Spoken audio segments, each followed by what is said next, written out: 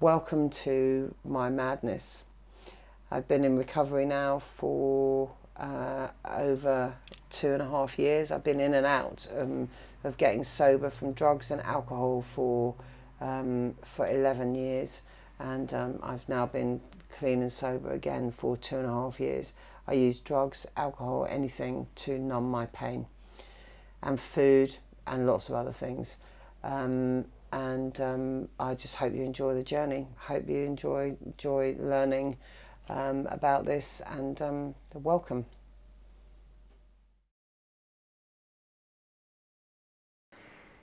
So I'm here with from the Surrey Domestic Abuse Outreach Service, and we've now, as I said earlier, we've known each other now for 2 years. It's actually 2 years roughly this month. And as I said earlier, I wanted to introduce the work that Surrey Domestic Abuse Outreach Service do, and also how particularly has helped me. And for that, I really wanted to start with talking to you guys about how I met her. I was coming out of a gynae op checkup at the Surrey Hospital, Royal Surrey Hospital, and I was feeling really bewildered.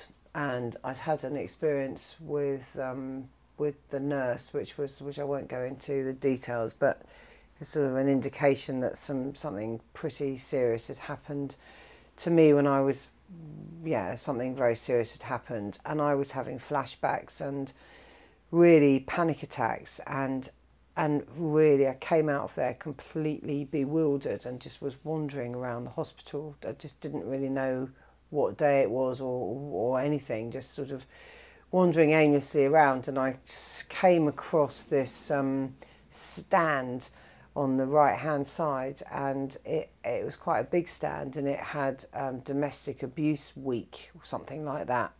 And on the stand all I saw was like the words emotional abuse and sexual abuse and coming out at me off of the board. And I felt about 5 years old. I felt about 5 years old when I'd come out of the nurse's room, and I was really, as I said, I was really struggling to breathe, and I felt like a 5-year-old child standing at this desk, and I just looked and I just started crying, and I said, "Can you tell me what's normal? What's abuse? What is it?" I was sort of stuttering, wasn't I? Did you remember what it was like when you met me? Yeah, just sort of shuffled over and said, "I think I'm being mentally abused. Can anybody help?" And so we just sort of went over to one side, had a chat, and then discovered that you weren't actually living in the area that we were supposed to be living in, working in, but we were merging and taking Waverley over as well. So we were just doing Guildford at the time. So we actually sort of made a concession and said, "Okay, we'll meet up," and that's how we sort of met, and we met up for a coffee and went on from there. Yeah, because I remember saying to you, I remember having that conversation when you said to me, "You're not in my area." And I said, "But I don't want to see anybody else," didn't I? I just want to see you. Do you remember? I think you've just been so brave to actually venture out and say, "I've got a problem, I need to talk to somebody," and the thought of actually having to go and see somebody else is quite horrific. So I think that's why I took you on, and when I shouldn't have done, I would have got in trouble for that. Why do that to people? I would have got in trouble for hanging out with you. But hey ho, 2 years later. But I think it was something about you, and I think that's something about you that was really kind, and that's why I felt I really appreciate. I remember just when we first met and talking to you, I just remember you feeling you were really sweet to me and really kind to me, and I just remember sort of feeling that maybe it'll be all right somehow. I just felt I could have spoken out for the first time in my life. I don't know, it wasn't just about being mentally abused there and then. I didn't know what normal was, did I? No, not at all. It was just that all the past was coming up, and it takes a long time for somebody to, well, you have trust issues anyway, but for somebody to open up and say the most personal things that have happened to them in their lives to a complete stranger who didn't know from Adam. And it, you know, it took a good 9 months before things started to come out. And it's only really the last just over a year, 15 months that you've really been talking about things that have happened in the past. So it does take a long time for people to open up. Is that really true? What was it like for the first 9 months then? What was it like? Hell. Was it? No, it was really hard work. But I like a challenge. Can you tell me how? How was it hell and hard work? I thought you had, well, they used to call it manic depression. It's bipolar, as the term is now. Because one meeting you would be absolutely over the moon, totally eccentric and happy with the world and everything was going fine. Next time the hat would be on. I always knew if you were wearing your hat it was going to be a bad session, it was going to be hard work, and you'd have your hat that was jammed on your head and you'd be shuffling over and you'd be very, very depressed, almost suicidal, and it was very, very draining and hard work. Wow, I had no idea. No, well, when you're living that and at that time you don't see it, you don't see what other people see looking in. I had no idea. No. And that went on for probably about 6 months. I remember you saying to me once that you had me, like you have people on a scale, don't you? Like 0 or 1 to 10.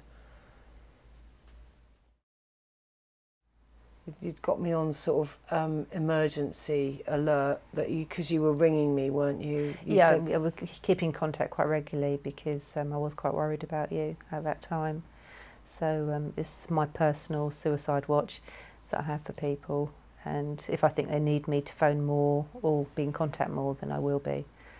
Otherwise it's weekly or 2 weekly, and sort of almost because it's such an intense support, people can also get quite attached, and they do need to be moving on and doing their own thing, coping with life and not being attached to me, which eventually will happen to us because it's the natural way, I know, but it is the natural progression of things, and it will be down to I don't want to talk monthly. about that yet. I'm not ready to talk about those attachment issues yet. But that will be probably in another year, 2 years' time, so that's not immediate.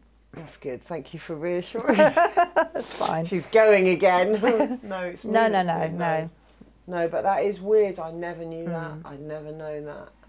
And there was that, because you used to say also that when I turned up, you could tell whether I'd been with my ex-partner or not. You could tell whether I'd seen him or not. Whether you'd had a good time or not with him. If everything was, he was being nice to you, then you were totally ecstatic. But more than often the hat would be on, and he would be a bit horrible, been saying things or walked out the door, which would absolutely leave you defeated and deflated. I think that relationship is what really, really, really triggered and shows me my abandonment, the level of my abandonment stuff, wasn't it? I mean, it was. I couldn't cope with it. I didn't understand it, but he was pretty abusive, wasn't he? See, I thought that behaviour was normal. But that's all you've had all your life, so you don't know any different. So that's why you chose to be with somebody who reminds you of your father and the way that you were brought up, because that's what you know, that's your comfort zone. And to step out of that comfort zone is pretty scary, even though it would be a much better life and you would end up with a nicer person. So you're drawn to the abusive men. And there's lots of them out there.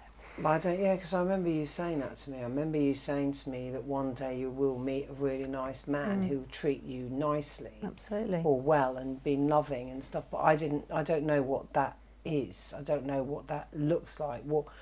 How do you break away? I mean, you have broken away. You've done that. You've had the support to break away, and you've stuck by that as well, even though you've had times where you thought, I'll meet up for a coffee, see how he is, and luckily for you and me, he's been I'll say horrible because I'm Dave.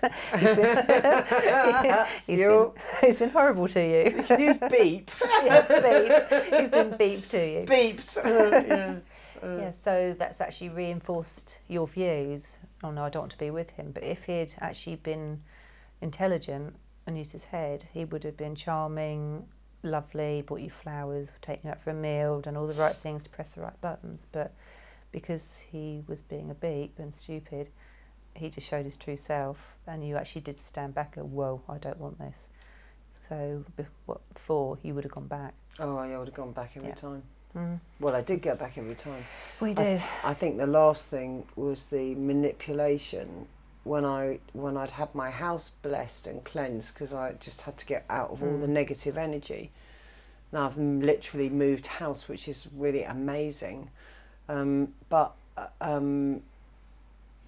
the emotional, mental abuse was still in my head, whether he was there or not. That's where emotional abuse lives, isn't it? It's in your head. It takes a long time to actually come out of your head, and it's always still there a little bit, but it's hiding in the corner. It's not at the forefront. So it will always be there. The memory will always be there, but hopefully you'll be able to file that away as a bad experience and a learning curve, so not to make that, again, and move on. And you've done amazingly well since you have split with him, because you'd still be living where you were living.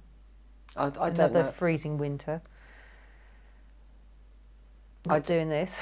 I wouldn't be doing this film. No. I don't know that I'd be alive. Possibly not. I don't know that I'd be alive. Last year, when I went into treatment last year, I was fighting for my life, wasn't I, really? It was only a year ago. This time last year, I was raising the money because I'd been offered that community bed in a treatment centre because of all the childhood post-traumatic stress that was coming up. Yes, it was a horrific time, but I mean, luckily you did get that bed, and that gave you some space away from him as well. Yeah, I got the bed because my friends, because didn't have the £2,000, so all my friends got together and gave £100 each or £200 each to get me in there, and I raised that money within 3 days. I got that money and I got into treatment, and it saved my life. Absolutely. I was not a well bunny. No.